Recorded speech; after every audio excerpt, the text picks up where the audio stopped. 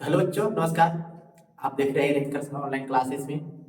तो चलो बच्चों, जो भी बच्चे जान रहे हैं कि क्लास 10 का जो एग्जाम है बहुत नजदीक में आ गया है, तो अभी का जो समय है, जितना कम समय में हम लोग ज्यादा कुछ सीखने का प्रयास करेंगे और वो भी पूरी तरह से कंप्लीट। तो चलिए सबसे पहले कि बच्चे लोग को ऐसी टीमें आने की दिक्कत होती है, तो मैंने कल आप लोग को इकोनॉमिक्स पढ़ाए थे जो कि सब्जेक्टिव मोस्ट पीवीआई क्वेश्चन लेकर के आए थे। और आज मैं आप लोग को डिजास्टर मैनेजमेंट आने के आपदा प्रबंधन के बारे में जितना भी इससे मोस्ट इंपॉर्टेंट जो सब्जेक्टिव क्वेश्चन है वो हम लोग कंप्लीट करेंगे, क्योंकि मुझे पता है मैंने बहुत सारे ऑब्जेक्टिव को कंप्लीट कर भी दिया है। आप लोग अच्छे तरह से वहां पे भी जाकर के देखे थे, तो वो भी आप लोग अच्छे तरह से क्लियर कर लिए होंगे, है ना। तो अब हम लोग को क्या है कि सब्जेक्टिव को लेकर के चलना है, धीरे धीरे लेकर के चलेंगे। अभी भी मेरे पास 10 दिन है, गते गते हम लोग पूरी तरह से सब्जेक्टिव को कंप्लीट कर लेंगे। उसके बाद हम लोग अच्छे तरह से तैयारी हो जाएगा। तो एग्जाम में जाकर के हम लोग को ये जो क्वेश्चन आज पढ़ाने जा रहे हैं, यहाँ से अगर आप लोग को अगर एग्जाम में सवाल पूछे जाते हैं तो आप लोग अच्छी तरह से बना दीजिएगा। मुझे पूर्ण विश्वास है कि आप लोग अच्छी तरह से ध्यान से इस वीडियो को देखिएगा। अगर ये वीडियो आप लोग को लास्ट में अगर अच्छा लगेगा तो लाइक कीजिएगा, सब्सक्राइब कीजिएगा और अपने दोस्तों को पास शेयर भी कर दीजिएगा ताकि उसको भी हेल्प मिल सके। तो चलिए आज हम लोग जो स्टार्ट करेंगे, सबसे पहले हम लोग जरा ध्यान दीजिएगा। क्या है, देखो ध्यान से बाबू कि बात ऐसा हम लोग का है। जरा हम लोग ऑब्जेक्टिव तो क्लियर कर चुके थे बहुत पहले से। अब हम लोग क्या करेंगे, कहता बिहार मैट्रिक परीक्षा 2025 के लिए आपदा प्रबंधन से जो भी मोस्ट इंपोर्टेंट जो क्वेश्चन है, आपदा प्रबंधन से जो मोस्ट इंपोर्टेंट जो क्वेश्चन है हम लोग को जो आप लोग के एग्जाम में छपेगा हो, यही से पक्का है कि यही से सवाल आएंगे और आप लोग अच्छी तरह से आपदा प्रबंधन में जो क्वेश्चन आएंगे आप लोग उसे पक्का 100% सही तरह से लिख करके आइएगा, जिस तरह से मैं यहाँ पे आप लोग को बताएंगे। तो आप लोग अंत तक वीडियो में बने रहिए, वीडियो को स्किप नहीं कीजिएगा। अगर बाद में जितना हो सके ज्यादा कम समय में हम इसे प्रयास करेंगे कंप्लीट करने के लिए, ताकि आपको भी समय बचे और आप भी अच्छी तरह से कंप्लीट कर ले। चलिए स्टार्ट करते हैं, लेट्स गो। चलिए स्टार्ट करें जी। हम लोग फुल रिवीजन का देखेंगे, बिल्कुल एक भी क्वेश्चन नहीं छोड़ेंगे। जो भी ये है बाबू आपका एग्जाम स्पेशल है, एग्जाम के लिए ही ये सारे क्वेश्चन उपलब्ध है। चलिए सबसे पहले हम लोग जानेंगे क्या आपदा प्रबंधन का फर्स्ट सवाल आप लोग के बीच में आया है। पहला क्वेश्चन आप लोग का है कि आपदा से आप क्या समझते हैं। आपदा से आप क्या समझते हैं, कहता है बड़े स्तर पर जान माल को नुकसान पहुंचाने वाली अचानक हुई घटना को आपदा कहते हैं। कभी नहीं होता है ऐसे अचानक, कहीं पे भी बहुत अचानक कोई घटना घट जाता है, कोई सारी घटनाओं को हम लोग क्या कहते हैं, आपदा कहते हैं। जैसे में कहीं पे बाढ़ का, कहीं पे सुखाड़, कहीं पे भूकंप, कहीं पे सुनामी, कहीं पे आतंकवाद, कहीं पे महामारी, ये सारी जो चीजें हैं अचानक घटना आती है, ये सब क्या है, आपका आपदा है। आपदा से आपका सवाल आएंगे, आप लोग अच्छी तरह से कंप्लीट कर दीजिएगा। मुझे पूर्ण विश्वास है कि आप इसका आंसर सही तरह से आप दे सकते हैं। क्या कहना है कि बड़े स्तर पर कहीं पे भी जान माल को नुकसान पहुंचाने वाली अचानक हुई घटना, अचानक घटनाओं को क्या कहते हैं, आपदा कहते हैं। ठीक है, नेक्स्ट सवाल आप लोग का है कि आपदा के विभिन्न प्रकार का वर्णन करें। आपदा के विभिन्न प्रकार का वर्णन करें। आपदा कितने प्रकार के होते हैं, ये आपको जब आप लोग के एग्जाम में टीचर पूछे गए थे। कहता आपदा जो है बाबू दो प्रकार की होती है। आपदा कितने प्रकार की होती है, दो प्रकार की होती है। पहला का नाम है प्राकृतिक आपदा और दूसरा का नाम है मानव जनित आपदा। कहता प्राकृतिक कारणों से आने वाली आपदा को प्राकृतिक आपदा कहते हैं। प्राकृतिक तरह से, ये नहीं किसी मानव के थ्रू नहीं, ये प्राकृतिक अचानक आ जाएगा भाई, उसे हम लोग क्या कहेंगे, प्राकृतिक। जिसमें बाढ़ बाढ़ आता तो बता देता है कि बाढ़ आने वाला है, सुखाड़ आता तो बता देता है, ये अचानक की सब चीज होती है। ये सबके सब क्या आपका हो गया, तो प्राकृतिक। आपसे पूछे जाएंगे सुनामी कौन सी आपदा है, और आपसे टिक लगाइएगा ऑब्जेक्टिव में कौन सी आपदा, प्राकृतिक आपदा। बोलेगा बाढ़ कौन सी आपदा है, आराम से आप टिक लगाइएगा क्या, प्राकृतिक आपदा। दूसरा है बाबू कि मानव जनित आपदा क्या है। कहता मानवीय गलती के कारण होने वाली आपदा को मानव जनित आपदा कहती है। जैसे आतंकवाद, आतंकवाद क्या है, मानव की होती है। महामारी, किसी में कोई ना कोई गलती कर बैठ जाते हैं, महामारी हो जाते हैं।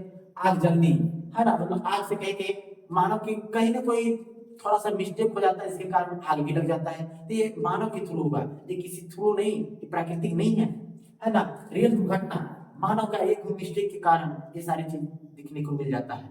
हम भी मिस्टेक करेंगे, मेरे साथ भी कोई भी मिस्टेक करता है, तो आप लोग पता चला कि जो मानवीय होते हैं कहीं ना कहीं थोड़ा सा मिस्टेक कर देते हैं, वो मानव जनित आपदा होते हैं। प्राकृतिक आपदा वो होती है जो हम लोग जानते हैं, प्राकृतिक कारणों से आने वाली जो आपदा होती है वो आपका प्राकृतिक आपदा होती है, जैसे में बाढ़, सुखाड़ और सुनामी हो गया। नेक्स्ट सवाल आपका है कि आपदा प्रबंधन की आवश्यकता क्यों है। कहता आपदा प्रबंधन की जो आवश्यकता क्यों है, तो क्यों है, तो हम लोग ये भी सवाल आप लोग का मोस्ट है, आप लोग अच्छे से क्लियर कर लीजिएगा। पूरा का पूरा जितना भी सब्जेक्ट है हम आज कंप्लीट कर देंगे, ठीक है। कहता आपदा से होने वाली हानि के प्रभावों को कम करने के लिए आपदा प्रबंधन की आवश्यकता है। हानि इसे कम करने के लिए आपदा प्रबंधन की क्या है, आवश्यकता है। चलिए नेक्स्ट सवाल है, कहता बाढ़ के कारण को लिखिए। ये भी आप लोग को सवाल पूछी जा सकती है, ठीक है ना। कहता बाढ़ के कारण को लिखिए, आराम से 2 कारण, 3 कारण, 4 कारण जो भी आपके लिख देना। पहला कहता है बाढ़ के निम्नलिखित कारण है, क्या है, नदी की तली में अवसाद का जमाव, यानी नदी तल में पूरे आ रहा है, जिसके कारण नदी जितना तक रुक सकता था उससे पार भी हो जा रहा है। वर्षा की अधिकता, ज्यादा अधिक वर्षा होने के कारण ही क्या हो जाता है, बाढ़ आती है। कम वर्षा होगा तो बाढ़ आएगा, नहीं आएगा। ये भी आप लोग अच्छी तरह से कंप्लीट कर लेंगे। मुझे पता है अगर आप लोग अच्छी तरह से कंप्लीट हो गया होगा तो आप यस लिख करके जरूर बताइएगा। कहता बाढ़ से होने वाली हानियां को लिखिए। बाढ़ से क्या क्या हानि हो सकता है, सबको पता है, बाढ़ से बहुत सारे जान माल की क्षति हो सकता है ना। बाढ़ से फसलों बर्बादी हो सकता है, बहुत सारे ऐसे हो सकते हैं, महामारी आशंका भी हो सकता है ना। कहता है कि बाढ़ से होने वाली हानियां निम्न है। पहला, जान माल की क्या हो सकता है, भारी क्षति हो सकता है। दूसरा क्या, फसलों की बर्बादी हो सकता है। तीसरा कहा, महामारी की आशंका। यानी इस तरह से आपका बाढ़ की हानियां हो गया। आप लोग अच्छी तरह से सीखे हुए मुझे पूर्ण विश्वास है। चलिए नेक्स्ट सवाल है आपका, कहता बाढ़ नियंत्रण या बचाव या प्रबंधन या सुरक्षा या आकस्मिक प्रबंधन को उपायों को लिखिए। आप लोग अच्छी तरह से इसको लिख दीजिएगा। कहता है उपाय निम्न है, बाढ़ का नियंत्रण जो उपाय निम्न है। बाढ़ पहला क्या है, बांधों एवं तटबंधों को निर्माण कराना, कहीं पे बांध है उसे अच्छी तरह से मजबूत कर देना। बाढ़ के समय ऊंचे स्थान पर क्या करना चाहिए, जाना चाहिए। बाढ़ आ गया है तो नीचे की तो और दहेकर पार कर देगा, है ना। कहता मकानों का निर्माण नदी तट से 100 मीटर दूरी पर करना है। आने की नदी के तट से 100 मीटर की दूरी पर क्या होना चाहिए, घर द्वार बना हुआ रहना चाहिए। ये नहीं कि बाढ़ आ रहा है तो भाई उसी के बगल में घर है, वैसे स्थिति में घर उड़ दहेले पार हो जाएगा।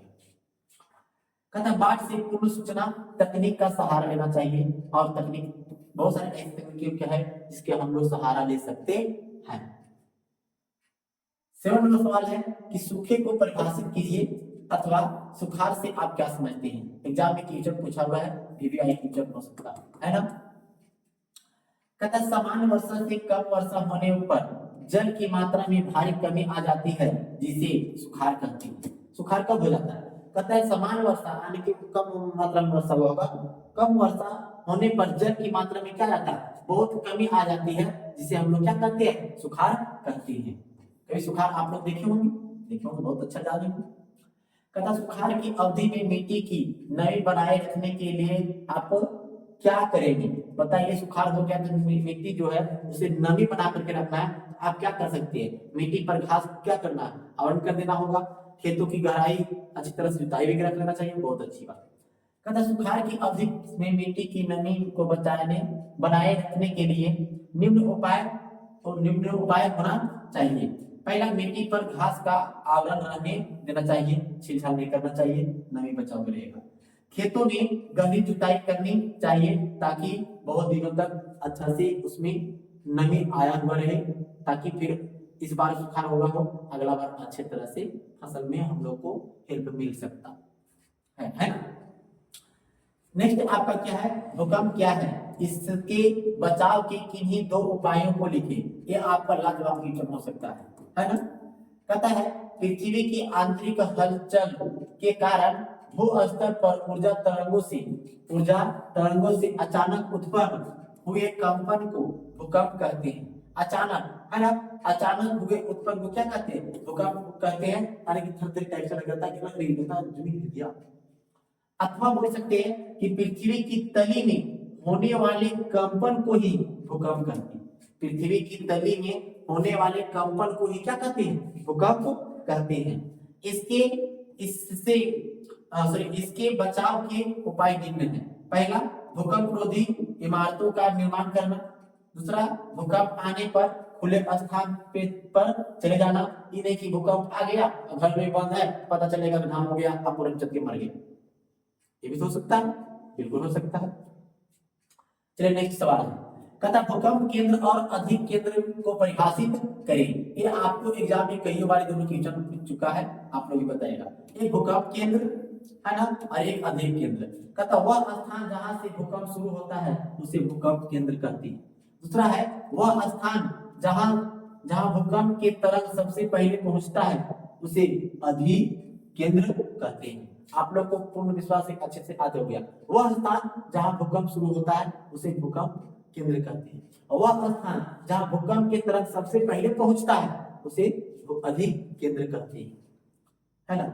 नेक्स्ट सवाल है आपका 11 नंबर, कहता भूकंप संभावित क्षेत्र में भवनों की आकृति कैसी होनी चाहिए।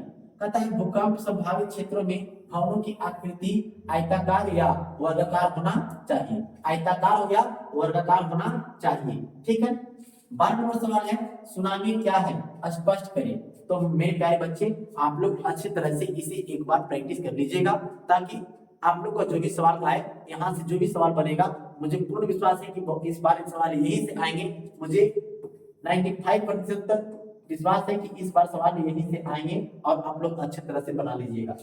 कहता सुनामी क्या है स्पष्ट करें। समुद्र की तली में आने वाले भूकंप के प्रभाव से उठने वाली ऊंची ऊंची लहरों को क्या कहते हैं, सुनामी कहते हैं। नहीं देखिए हम लोग कभी कभी नदी पूरा गंगा सागर में गए होंगे, सुनामी आता होगा, एकदम पूरा लहर मारता होगा, देखा ऐसा कभी क्या जी। देखिए चलिए 13 नंबर सवाल है, भूकंप और सुनामी में अंतर स्पष्ट करें। ये तो मोस्ट वीवीआई है, इस बार पक्का यही आने वाला होगा, यानी कि हम वीवीआई लगा दिए तो पक्का ही देखने में लगेगा कि आ ही जाएगा लगता है।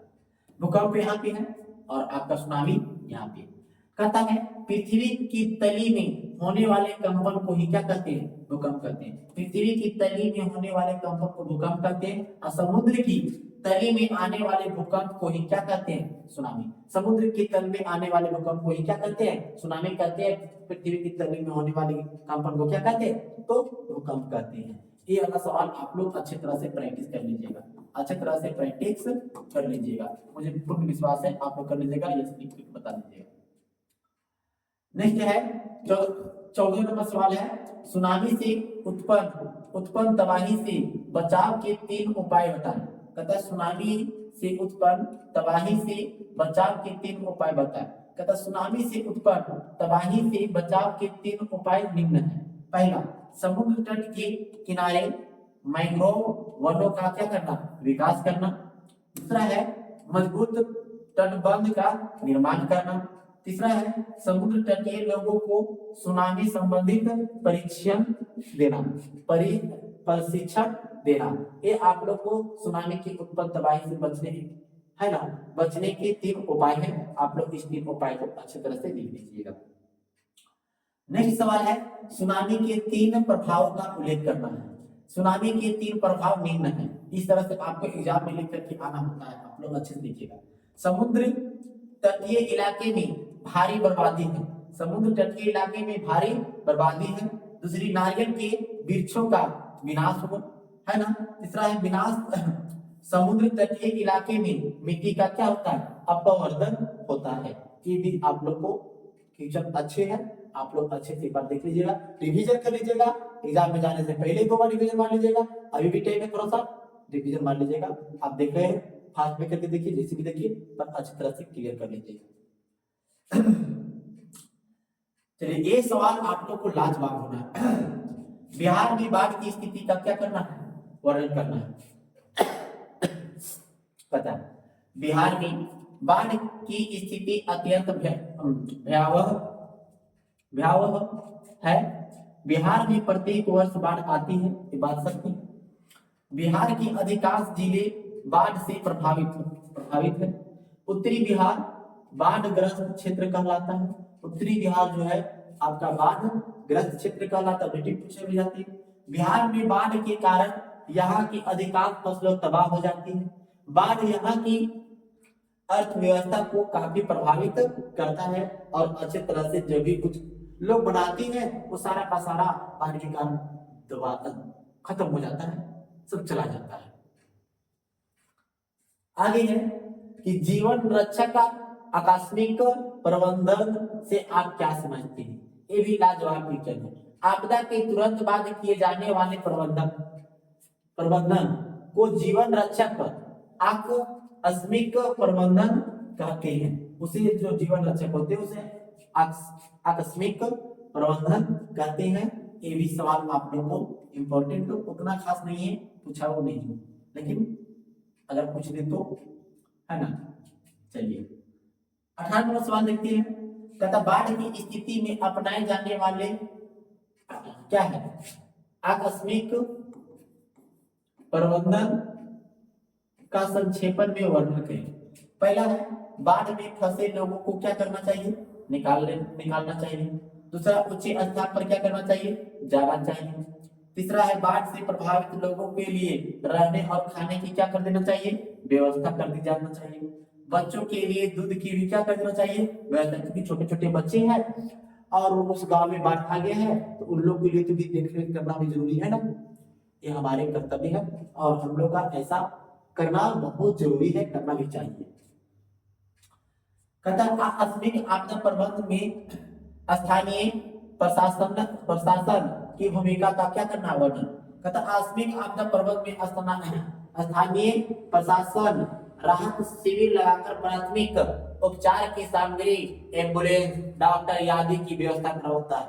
बहुत बार इस बार देखे होंगे कि नेपाल में जब खोल दिया गया था पुल, वहां पे तो पूरा पानी आ गया था, बिहार में बहुत सारे दह गए थे, तो बहुत सारे वहां पे प्रशासन डॉक्टर एम्बुलेंस सारा चीज वहां पे जा रहा था। सभी लोगों को कहीं पे रहने के लिए उन लोगों को व्यवस्था के लिए दिया गया था ताकि बाढ़ फिर खत्म होगा तो उसको बाद में उन लोगों को घर द्वार बनाने के लिए दे दिया जाएगा। राहत सामग्री और राहत राशि लोगों को तक क्या करते हैं? पहुंचाते हैं। इन लोगों को काम हो जाते हैं, क्योंकि ऐसा होना नहीं चाहिए। कहीं पे अच्छे से बात बनवा देना चाहिए ताकि वैसा कोई गांव के साथ अगर होता है तो बहुत क्षतिपूर्वक बहुत नुकसान होता है। जो भी अपना अर्थव्यवस्था आने, जो भी अपने सारे चीजों को कुछ कमाए हुए हैं, कुछ करने के लिए सोचते हैं तो सारा का सारा क्या हो जाता है? बर्बाद हो जाता है। चलिए 20 नंबर सवाल है, आग आपदा के समय कौन सा उपाय करना चाहिए? कहता आग आपदा के समय कौन सा उपाय करना चाहिए? लिखते आग में फंसे लोगों को सबसे पहले बाहर निकालो ताकि वो उसे कुछ ना हो जाए। प्राथमिक उपचार की क्या करनी चाहिए? व्यवस्था करनी चाहिए। तीसरा आग को फैलने से रोकना चाहिए। चौथा है अग्निशामक यंत्र को क्या करना चाहिए? बढ़ाना चाहिए, यानी कि जो हर जगह पे सरकारी अग्निशामक होता है उसे जल्द बनाना चाहिए ताकि जल्द से जल्द उसे बुझाया जाए। 21 नंबर सवाल कहता है सामान्य संचार व्यवस्था के बाधित होने के प्रमुख कारण को क्या करना है? लिखना है। कहता सामान्य संचार व्यवस्था के बाधित होने के प्रमुख कारण निम्न है। पहला है विद्युत आपूर्ति का ठप हो जाना।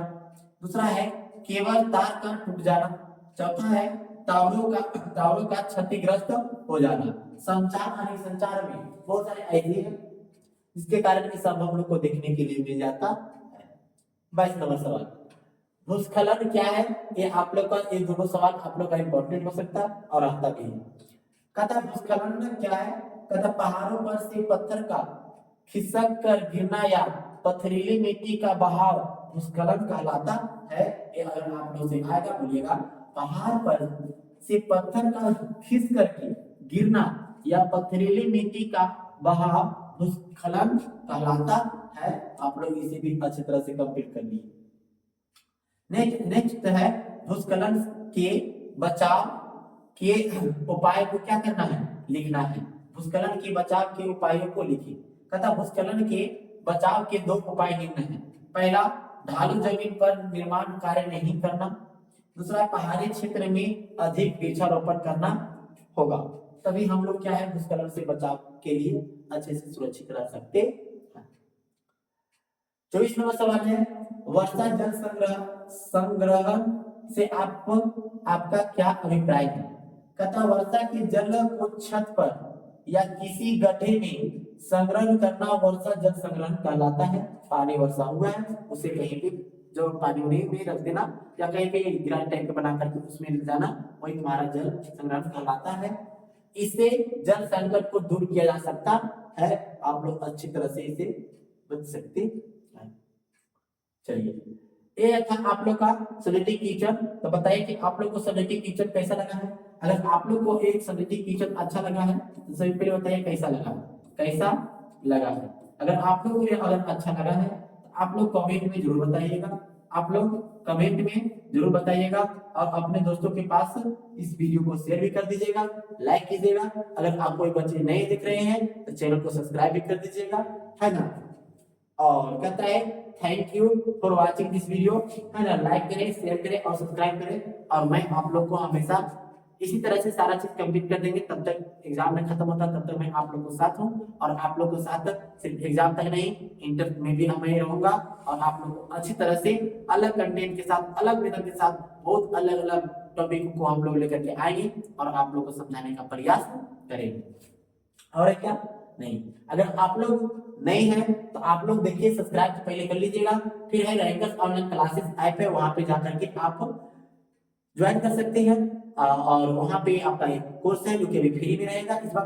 कोर्स ओनली फॉर आपका एक पीडीएफ का, खाने की टोटल जो पीडीएफ है 149 रुपया में आपका फुल का फुल नोट्स जो है मिल जाएगा। जो बच्चे तैयारी करने जा रहे हैं 2025 से 2026 के बीच में जो बच्चे तैयारी करेंगे उन लोग के लिए पहले क्लास रहेगा, क्या चीज फ्री रहेगा, यूट्यूब पर तो फ्री रहेगा ही और अति पर भी उसमें सिर्फ 1000 बच्चे के लिए उपलब्ध है। 1000 बच्चे जैसे ही इसमें एडमिशन ले लेते हैं फ्री में ही है, आप लोग वहां पे जाकर के ज्वाइन हो जाना है और उसके बाद आप क्लास कर सकते हैं, है ना। और फिर मैं आप लोग को मिलेंगे नेक्स्ट वीडियो में, तब तक के लिए thank you so much, bye bye.